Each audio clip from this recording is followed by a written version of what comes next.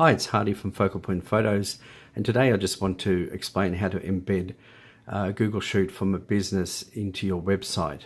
So in this particular case, we're going for Westridge Florist, which I've just completed. Click on that, and on the right hand side you've got your big Google My Business box with all your information, and then you click into the red map marker there, and when that opens up, you've got a blue bar on your left, and then underneath it some more information, and then the picture that's down here with the 3/4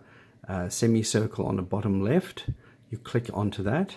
because that's one of the 360 spins. You can select any one you like,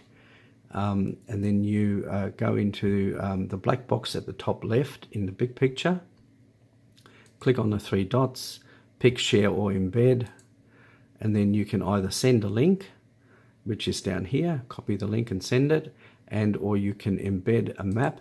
which is an iframe, which is what you actually use to put into your website. So that's how you embed a Google tour into your website.